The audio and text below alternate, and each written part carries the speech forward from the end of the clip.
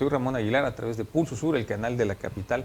Esto es Ahora que sigue, donde les vamos a presentar a los actores políticos y sociales que conforman todo pues el aporte en el estado de Quintana Roo, para que usted los conozca, para que usted pueda sacar sus conclusiones derivadas de las entrevistas con ellos, ya que es la primera fuente. Pero hoy tenemos un programa muy especial porque, bueno, el profesor Ignacio Alonso Velasco en otro programa pues hizo una prepresentación de un libro que es su nuevo bebé, por así llamarlo, que es el conflicto de límites territoriales en la península de Yucatán, a quien el día de hoy vamos a platicar del libro.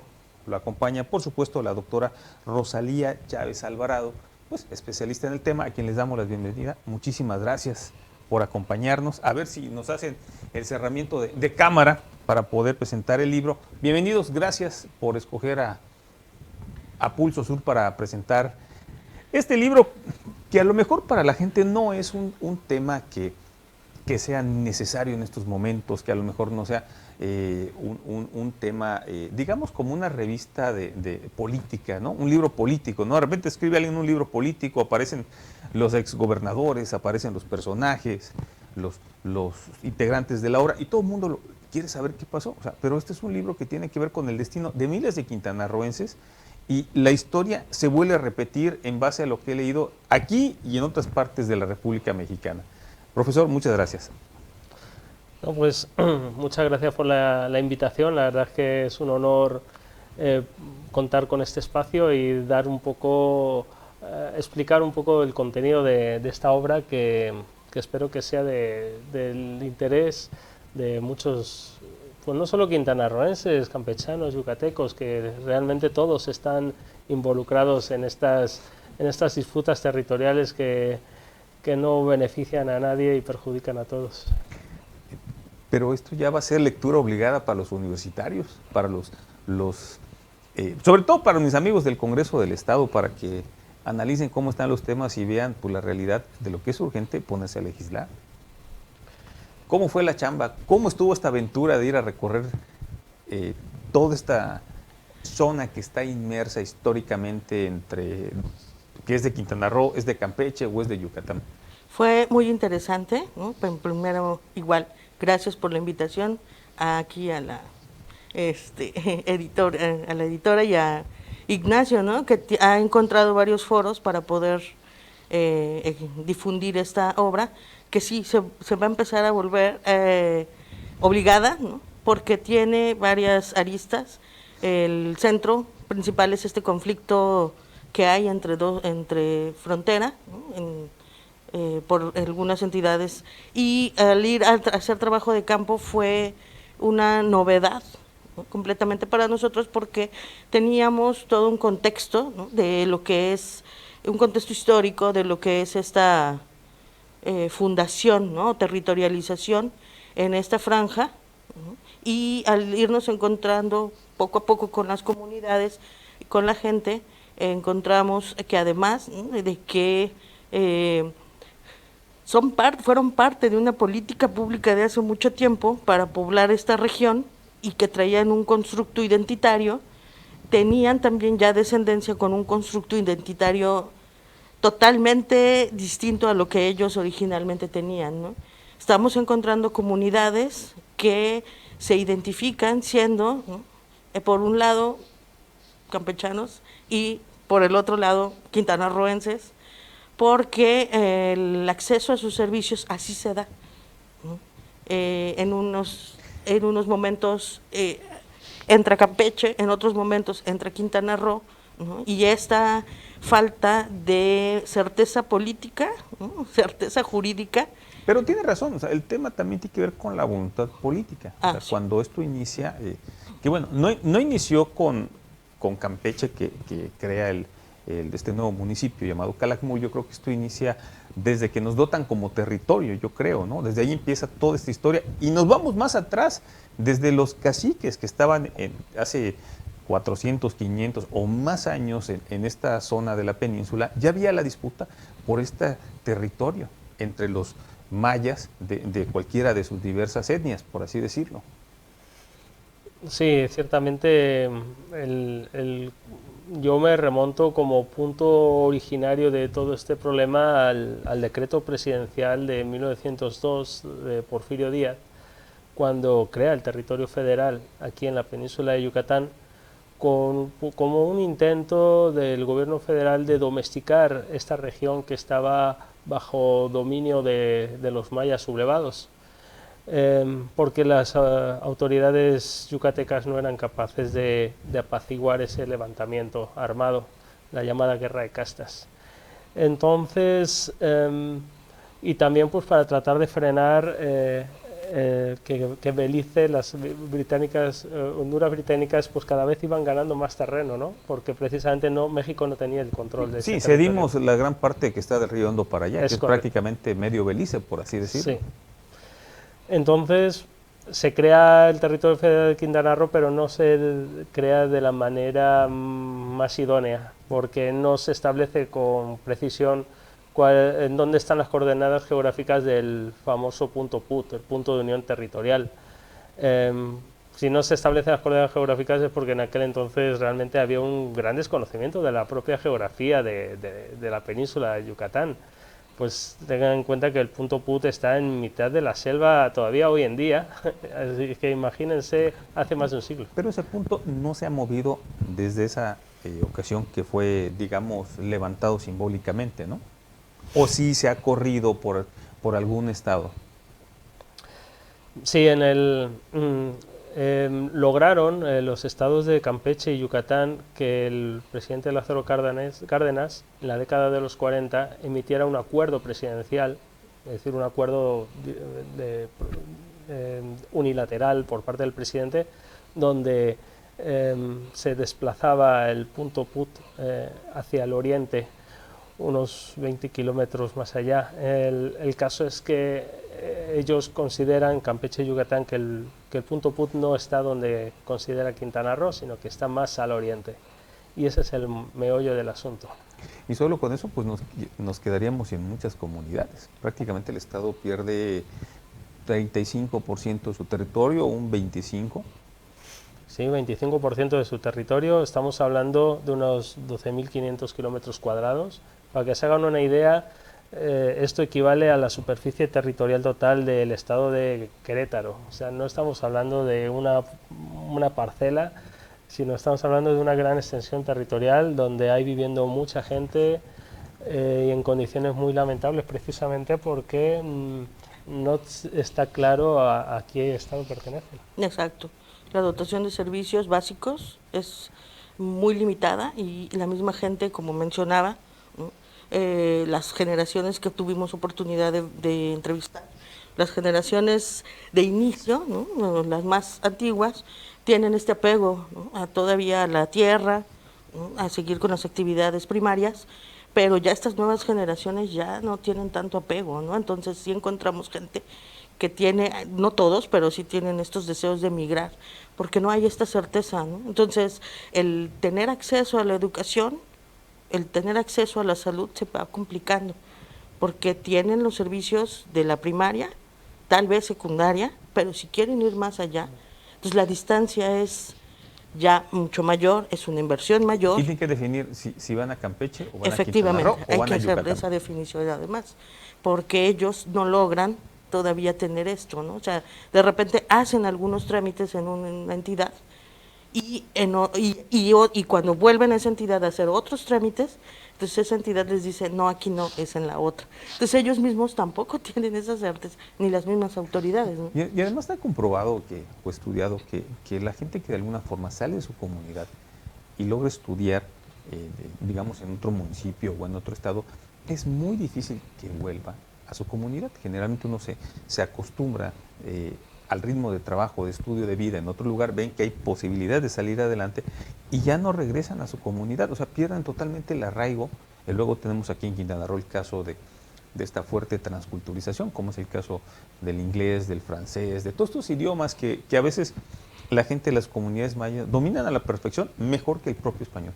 Sí, es cierto. Es cierto, perdón, creo yo que hay ahí un conflicto bien importante que yo le decía, le comentaba a Ignacio, ¿no? O sea, en donde no se llegue a tener una resolución de este conflicto, ¿no? O al menos una estrategia política de, como él plantea, ¿no? De administración intermunicipal, donde a la gente ya no le dejes esa incertidumbre de a dónde acercarse para poder tener acceso a los servicios. Entonces vamos a dejar a una región que de por sí tiene problemas, ¿no? Una región abandonada, ¿no? Entonces vamos a tener que volver a empezar con una nueva política para generar de nuevo un apego a esta tierra, porque la verdad es que la misma gente ya no tiene, o sea, algunos de los que entrevistamos no tienen la visión de migrar hacia a las ciudades del turismo, como las que están en la península, ¿no? Algunas mencionaron irse a la parte central de México, ¿no? O a otros lugares con tal de identificarse con la industria, con el sector minero. O sea, hay esta gran cosquilla, ¿no? De las nuevas generaciones de estar buscando en otros lados, precisamente porque sí encuentran fuertes limitaciones. Incluso en estos momentos yo me pregunto, ¿no? ¿Cómo le están haciendo con el servicio de salud en esos lugares donde tienen solo un médico cada 15 días o una enfermera, porque a veces ni el médico va la enfermera, ¿no? Y cómo le están haciendo los jóvenes para llegarse a el servicio televisivo, porque recuerdas, Ignacio, que algunos nos decían, es que aquí no llega ni el celular, ni la televisión, ni la señal del Eso es lo interesante, cable, ¿no? o yo creo que esto es algo que da mucho más allá de solo la parte técnica y la investigación del libro. O sea, lo que ustedes están descubriendo al estar allí en los hechos, al escuchar a la gente, o sea, el tema de lo que hay encerrado en las comunidades, o sea, ese caldo de cultivo que en estos momentos está hirviendo, es una olla de presión y que políticamente no se está trabajando. Digo, a lo mejor de unos lo están intentando, otros no, pero de repente esto va a generar serios conflictos sociales, va a generar temas que a lo mejor tienen que hacer que la gente trabaje en temas de negocios ilícitos por la propia necesidad, por estar olvidados, por así decirlo. Y creo que es un tema muy interesante. O sea, me imagino que en algún momento te da para hacer un segundo libro sobre el tema social, ya no sobre el tema del conflicto. O sea, hay mucho en esta investigación. Cuando uno empieza a ahondar un poquito dentro de la vida de cada uno de los ciudadanos en ciertas comunidades que son áreas donde puedes hacer bien el diagnóstico, porque la gente es de ahí. O sea, el resultado es increíble. Sí. Sí, a mí el trabajo de campo me resultó muy revelador y me permitió abrir los ojos con respecto a algunas ideas que uno llevaba preconcebidas, pero que a la hora de hablar con los pobladores me demostraron que las preconcepciones que uno lleva son erróneas. Por ejemplo, una de las preguntas que les hacíamos era pues qué era lo mejor de vivir ahí y qué era lo peor. Uno en principio pues piensa que a la hora de preguntarles qué es lo peor que tiene de vivir ahí, pues nos iban a decir un listado enorme de elementos. Bueno, pues no, la respuesta más común es que no veía ningún inconveniente en vivir en una zona tan abandonada, donde las localidades, de acuerdo con el Consejo Nacional de Población, están consideradas como de alta marginación. Y aún así, ellos dicen que no ven nada malo en vivir allí, que están muy satisfechos. Y cuando les pregunto qué es lo mejor de vivir ahí, me contestan por lo general que lo mejor es que tienen sus propias tierras, que cultivan y de las que comen, y que eso les soluciona todos sus problemas. Tienen todo el tiempo del mundo, que lo cual demostraron porque siempre fueron muy accesibles a las entrevistas y encuestas que les planteamos, nadie nos rechazó, porque tienen todo el tiempo y la disposición de atendernos. Yo estoy muy agradecido con el recibimiento que nos dieron, ¿verdad? Sí. Y mientras aquí en la ciudad, que tenemos muchos servicios, nos quejamos por todo, estamos todo el día corriendo de un sitio a otro porque, pues, persiguiendo Pero nuestro eso sustento. yo creo que lo genera el estrés, las deudas, los problemas, al menos si tú vives en el campo y no tienes para ir al Electra a sacar la televisión porque pues está hasta Chetumal, pues bueno, vas juntando con lo que puedes. O sea, tu nivel de vida tu calidad de vida es muy buena, aunque tu nivel económico sea muy bajo. Es una gran controversia. Aquí en la ciudad dices, bueno, vivo en Chetumal, vivo en Cancún. Bueno, vives en Cancún, pero ¿dónde? En la región del quinto infierno, con toda la peligrosidad del mundo. O sea, son temas muy interesantes que vale la pena todo ese trabajo que hicieron ustedes en la investigación y que creo que algunos jóvenes, ahora sí voy a decir comercial de antropología, pues los tienen que mandar a hacer esa emocionante chamba. Pero te quiero preguntar algo, Ignacio. O sea, tú vienes de una región allá en la península ibérica donde de alguna manera esto se ha reflejado muchas veces. Ya no llamemos conflicto de límites territoriales, pero es el sentido de pertenencia. O sea, no todo es España. O sea, al final hay regiones que quieren ser autónomas. O sea, ahí eso a lo mejor te motivó o cuando tú llegas a Quintana Roo y ves este tema es que te llama la atención. Bien, sí, ciertamente el haber vivido durante 27 años en España, que es en donde nací, pues me da una visión y unas experiencias que por supuesto están plasmadas en esta obra, porque yo tengo una forma de ver el problema y aporto una solución que aquí nadie barajaría realmente. Quiero decirles que la propuesta de solución que yo planteo es una figura muy presente en Europa. Yo creo que aquí lo más importante, siempre que vamos a tratar de fijar un límite en un mapa, esto crea tensión, esa rayita crea tensión. Bueno, porque aquí en México esa rayita significa dinero. Recuerda que el INEGI es quien te ayuda o te acaba. O sea, si tú esa rayita la corres esos 20 kilómetros, son miles de ciudadanos que cuando te toque anualmente el reparto económico o el censo para que te incrementen pues el recurso que manda la federación, pues te los van a quitar. Entonces, por ahí tiene que ver mucho ese tema también. Claro. Entonces, yo digo que ya que esta es una zona que no se sabe muy bien a quién pertenece, y en vez de fijar un límite, mejor crear una región de frontera. La región de frontera, más que separar, como hace una línea, lo que hace es aglutinar, unir. Quiero decirles que existe la figura de la asociación intermunicipal, que es decir, la posibilidad que los diversos municipios, incluso aunque pertenezcan a diferentes entidades federativas, que puedan trabajar de manera conjunta en el ordenamiento territorial, que los objetivos se construyan de manera combinada. Y en base a lo que requiere la región, o sea, generalmente estos planes de desarrollo pues se hacen en las capitales, en trabajo de escritorio, que no van y le preguntan a la gente de la comunidad si eso es lo que requiere. O sea, son temas que la municipalidad debería hacer al revés, o sea, salir de las comunidades la propuesta hacia las tomas de decisiones en las oficinas centrales, porque ha sido toda la vida el gran problema que hemos tenido en este país. O sea, en lugar de subir un escalón, como que bajamos 3 y subimos 1 y volvemos a empezar. Sí, esa tensión centro-periferia es evidente. Estos problemas se originan precisamente porque las decisiones se toman en el centro de la República, ni siquiera aquí en la península. Desde un escritorio crearon ese decreto presidencial de 1902, sin conocer ni siquiera la geografía peninsular. Eso es lo que, y sin embargo los que se están enfrentando, los que tienen el problema, son los locales. Entonces, si nosotros quisiéramos revertir esta situación, efectivamente, deberíamos bajar al campo y preguntarle a la gente de primera instancia cuáles son sus problemas, qué es lo que necesitan, cuál es la solución que ellos plantean al problema.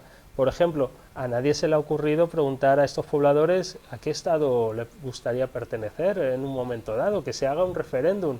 ¿Qué quieren ser ustedes, campechanos o quintanarroenses o yucatecos? Eso es algo que no se ha hecho nunca. Yo sí lo hicimos en el trabajo de campo. ¿Y qué les decía la gente? A ver, ¿alguna comunidad, por ejemplo? Pues generalmente, ¿no? Con el servicio más fuerte era con el que se iba, ¿no? Okay. Agua, energía eléctrica y salud. Quien proporcionaba ese servicio era a donde querían estar, ¿no? Pues, entonces, y si tenía educación, pues más. Exacto. Esos eran como que los las opciones, ¿no?, más viables para decir a dónde quiero pertenecer. Y entonces nos empezamos a imaginar, No, no pues es una que iba a rayita quedar esto, sino ¿no? un laberinto. Exacto. Fíjese que la mayoría de los encuestados nos confesaron que Campeche es quien más les apoya con programas, lo cual no es de extrañar, porque si el INEGI considera que esta zona limítrofe pertenece a Campeche, pues Quintana Roo, aunque tuviera la voluntad, no tiene la posibilidad de bajar esos programas a un territorio que según el INEGI no le pertenece. Sí, porque Calakmul al crearse es que se corre, por así decirlo, Así es. esta franja, y ellos inician este municipio turístico, por así Claro. decirlo, maderable, entre algunas cosas que tiene, y es que empieza a detonar esta zona, porque esa zona estaba en el olvido prácticamente. Sí. Entonces, ellos, si bien es cierto que consideran que Campeche es la que más les aporta, por el contrario, cuando les preguntamos a qué estado les gustaría a ustedes pertenecer en el caso de que se les diera la posibilidad de elegir, la mayoría no dice que a Campeche, dicen que les gustaría pertenecer a Quintana Roo. Y esta disyuntiva tiene una explicación, y es una explicación geográfica. Okay. Fíjense, la razón es el tema de la cercanía.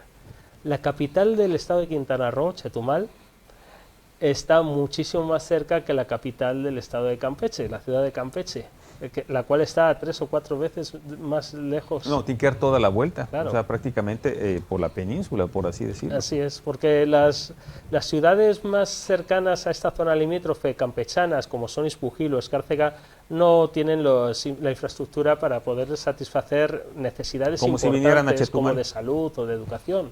Si realmente tienen un problema grande de este tipo, Es Chetumal. Chetumal.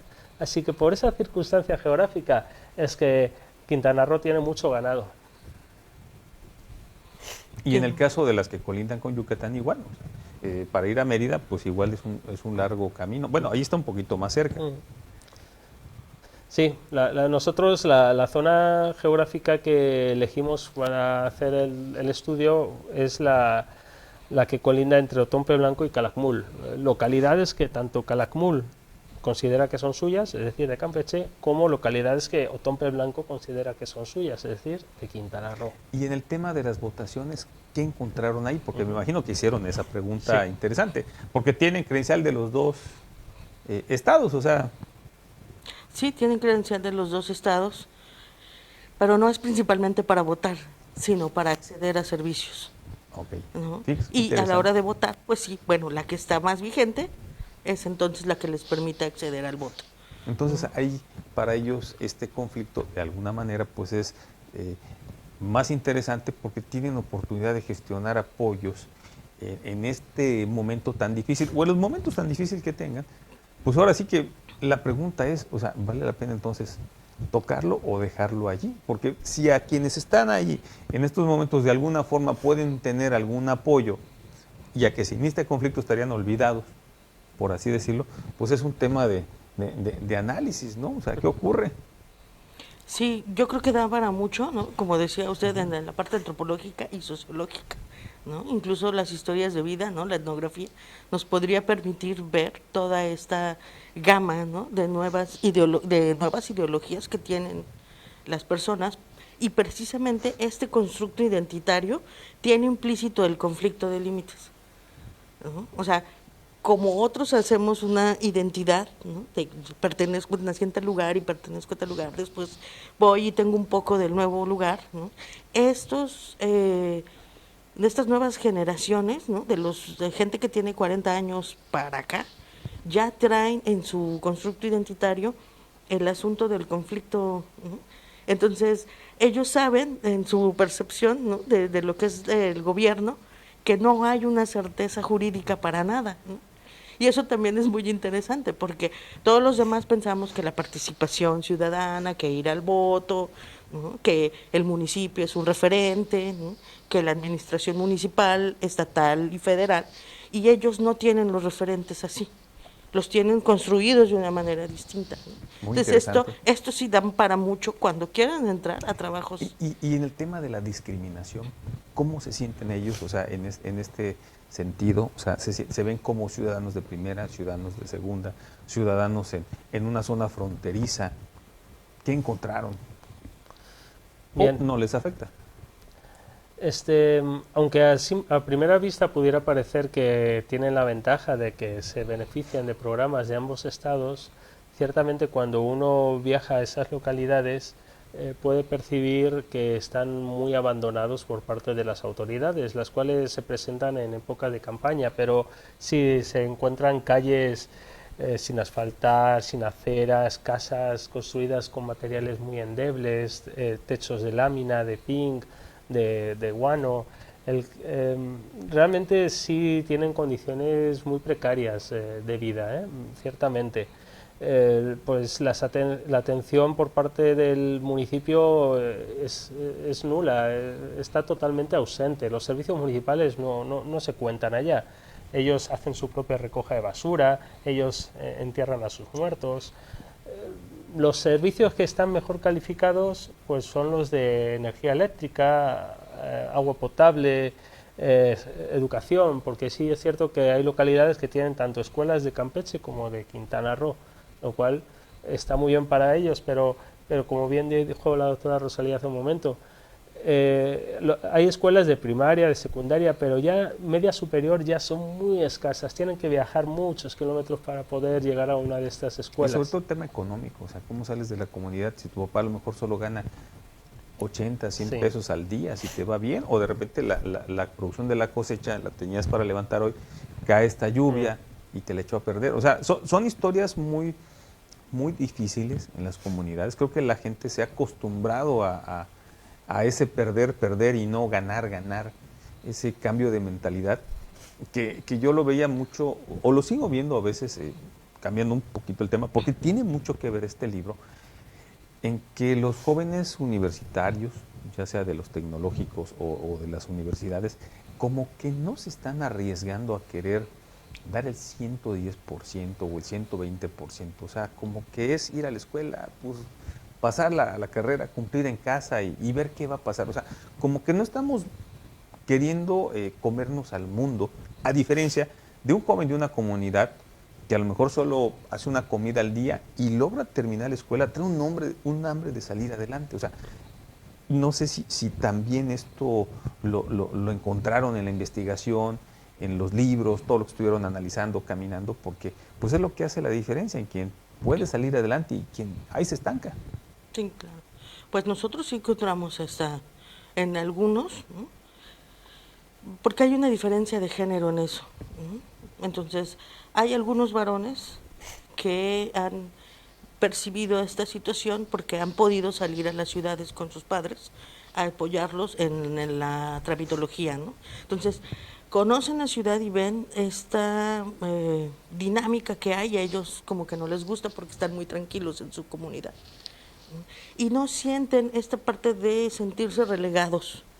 Al contrario, esa comodidad sienten ellos que es como una bendición para ellos, ¿no? Donde sienten esta diferencia y donde más bien sienten una cuestión de etnias, ¿no? Y de diferencia es en el paso de los migrantes transnacionales. Ahí es donde ellos sienten como cierta inseguridad. No fueron muy explícitos al decirnos o al mencionarlos el por qué, pero sí mencionaban que ahí era el paso, ¿no?, de todos estos centroamericanos que tienen o que quieren llegar, ¿no?, al sueño americano y que por ahí tienen el paso mucho más tranquilo que por otras partes de la frontera y que a ellos les genera cierta incertidumbre, ¿no? Ahora, las mujeres son las que más tienen hambre de salir, ¿no?, porque han estado más tiempo guardadas en la comunidad, ¿no?, y ellas sí quieren más, ¿no? Por ejemplo, alguna que le decíamos que cuál era uno de los mayores deseos que quería para su comunidad y nos decía, pongan un Liverpool, ¿no? Entonces, para nosotros eso fue también un clic, ¿no?, de las nuevas expectativas que tienen las generaciones.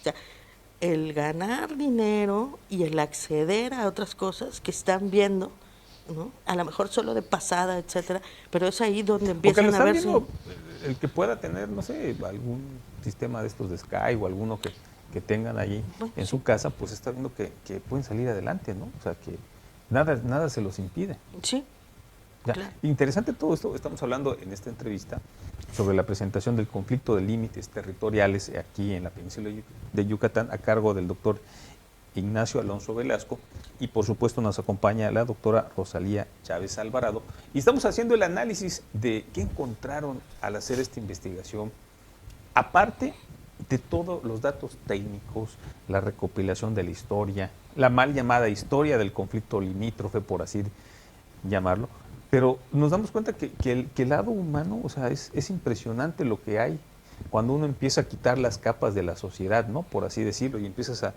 buscar. Por eso las administraciones públicas generalmente le tienen mucho respeto a este tipo de investigaciones, porque encuentras cosas que a veces no quieren que sean encontradas, porque los obligas a trabajar más. Haces que pues, los recursos que a lo mejor se tienen que invertir en algún lugar, pues se tengan que ir para allá porque allá se requieren, aunque no generan votos, no generan ingresos.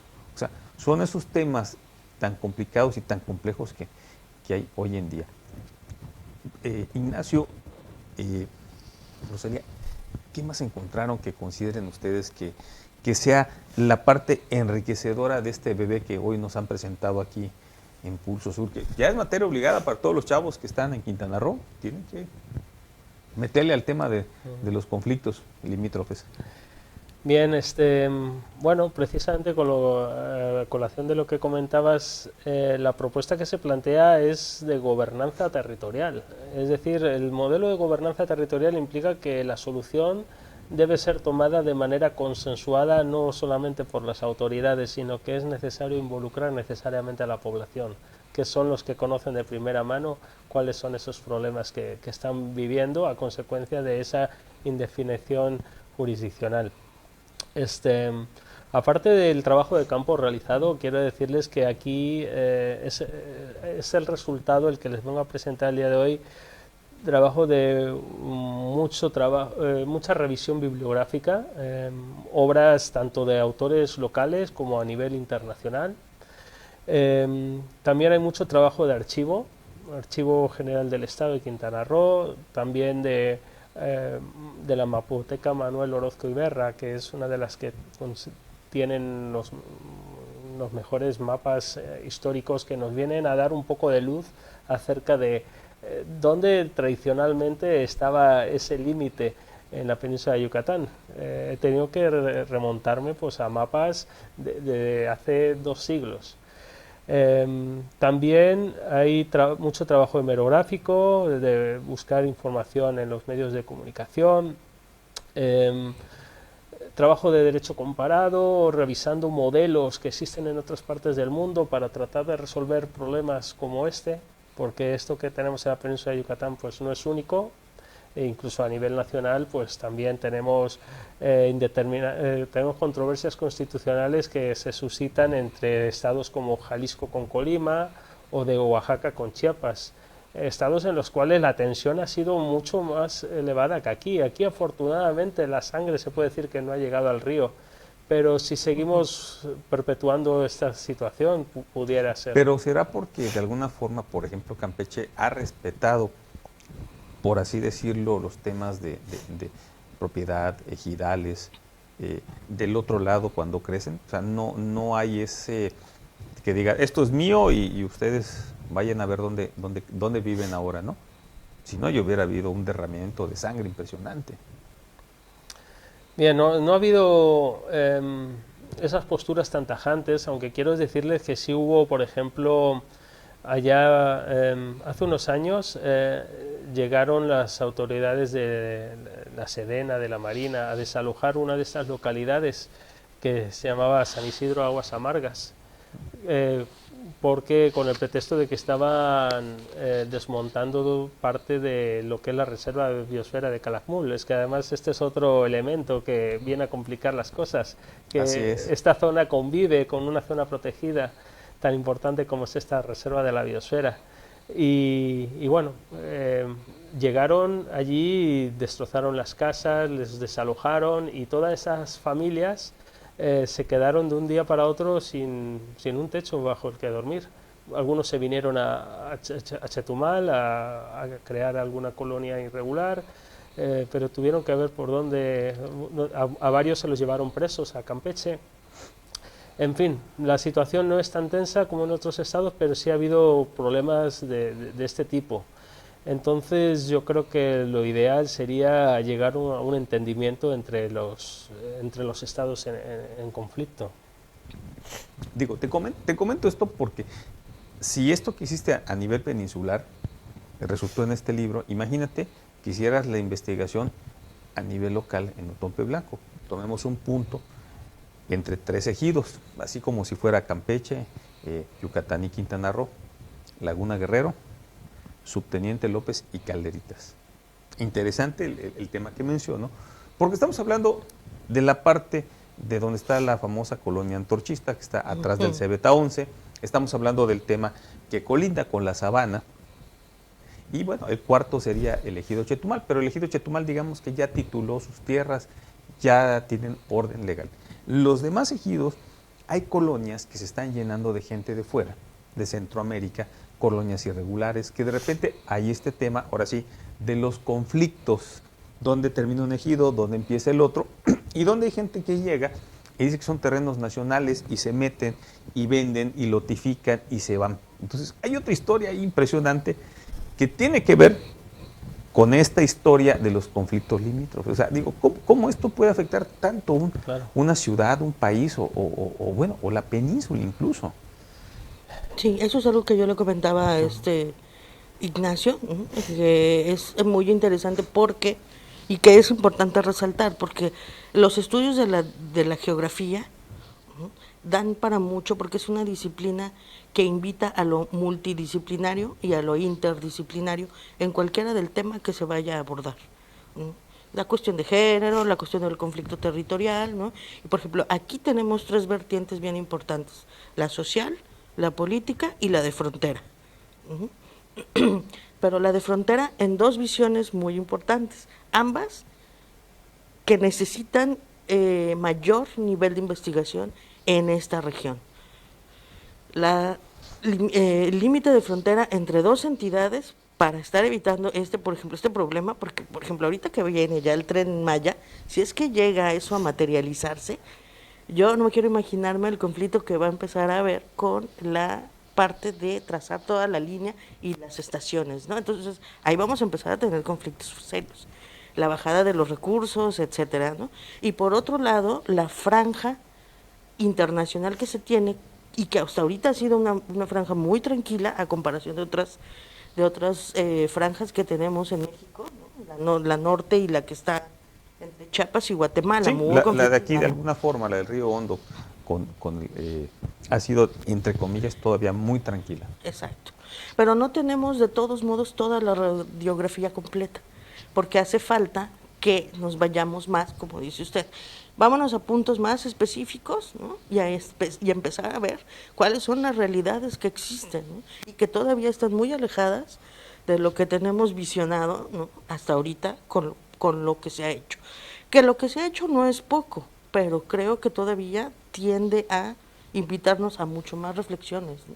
Por ejemplo, eso de los asentamientos irregulares y de la forma de cómo se van administrando, lamentablemente aquí en Otompe Blanco se está dando sobre todo alrededor de la laguna, la Sabana, ¿no?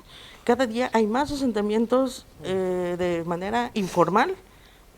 Este es un grave problema que ya detonó o va a detonar mucho más porque pues la gente ha agarrado su parcela y pues dice, pues es mía, sí, y notifico y vámonos. Entonces, ahí el gobierno va a tener un problema terrible, temas de contaminación, temas de la tenencia de la tierra, y la gente que necesita una casa, al no tener un sistema decente, como hace muchos años tuvimos aquí, el Infovir o el nombre que tenía antes, que al menos tenías la opción de conseguir un lote y lo ibas pagando durante 10, 15 años, pues ahora la gente prefiere irse a un terreno irregular y construir ahí, y no agarrar un crédito del Infonavit porque sabe que son impagables y que van a venir en una casita de 2x2, y eso pues la gente no lo quiere. O sea, son los grandes retos que tenemos y que de alguna manera este proyecto que tú traes ahí va detonando otras aristas, va a demostrarnos, como que nos traslada a la actualidad cuando esto inició hace mucho tiempo.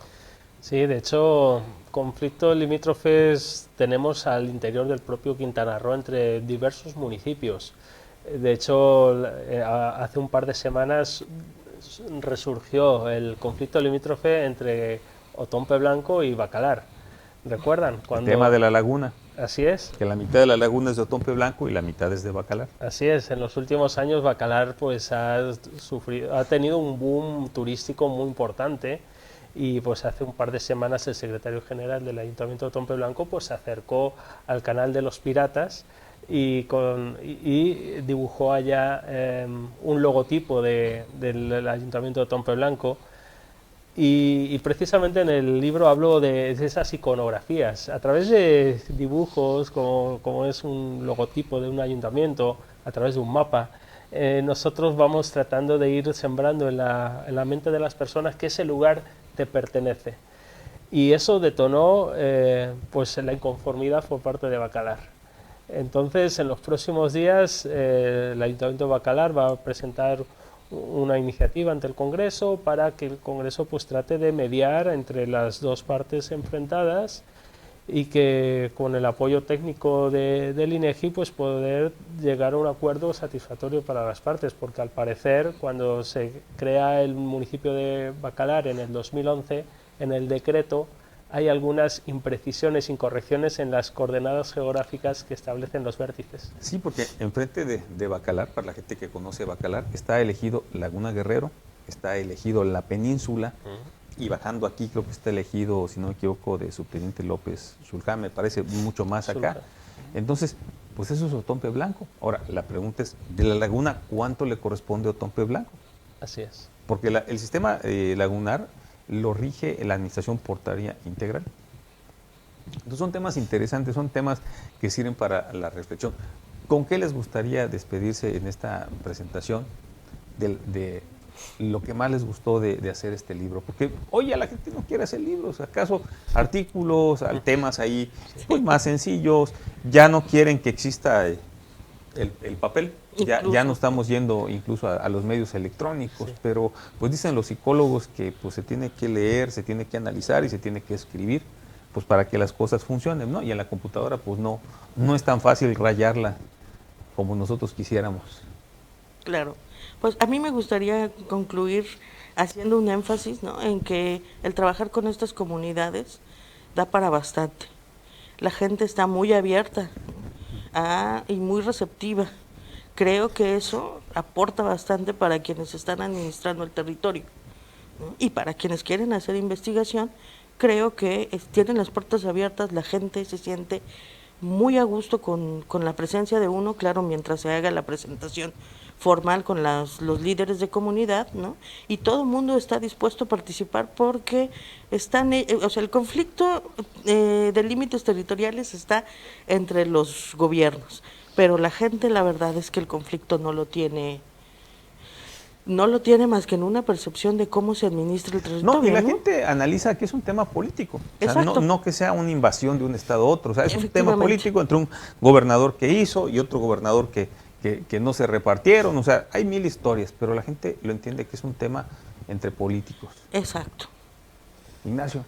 Sí, yo quería terminar diciendo que esta obra es fruto de 4 años de dedicación exclusiva, fruto de mi estudio de doctorado, un doctorado considerado de calidad por parte del CONACYT. En este libro están plasmados los trabajos desarrollados durante 4 largos años, como les digo, de dedicación exclusiva. Yo creo que estos doctorados, como el de Geografía de la Universidad de Quintana Roo, son los que transforman al estudiante y le permiten hacerlo crecer cualitativamente, porque realmente la planta docente a la cual pertenece la doctora Rosalía es de primer nivel, gente muy preparada y dispuesta además a apoyar al estudiante, tienen la apertura, la disponibilidad, cosa que no se ve a lo mejor en otras universidades. Acabas de tocar un punto que me gustaría terminar esta entrevista con una reflexión. ¿Por qué la percepción de los ciudadanos no llegamos a entender el gran valor que tienen las instituciones educativas, o sea, los modelos mediante el cual deberíamos hacer mejores ciudadanos, mediante el cual tendríamos mayores oportunidades los quintanarroenses. De alguna forma, Chetumal es una ciudad cultural. Tenemos todas las instituciones aquí. Cualquier alumno incluso puede ir caminando prácticamente, saliendo media hora antes y llegar a su escuela. O sea, en otros lugares no tienes esas condiciones. Pero, ¿qué está pasando? O sea, ¿cómo las instituciones educativas hacen ese compromiso con los gobiernos para generar, para sumar, para hacer inercias, para que sean tomadas en cuenta? Porque eso es un punto que yo veo. De repente, si las administraciones no tomamos en cuenta a los especialistas. O sea, si vamos a hacer temas de medición, bueno, pues está la universidad con toda una gran referencia. Si vamos a hacer temas de arquitectura, pues tenemos un instituto tecnológico que tiene 50 años de experiencia haciendo trazos de calles, de casas, de mil cosas, ¿no? Como pasa en los Estados Unidos, como pasa en Europa, que los gobiernos se apoyan en sus centros de investigación, que generalmente son las instituciones educativas. O sea, ahí creo que tenemos un gran reto. Nos hace falta comunicarnos un poco más, ¿no?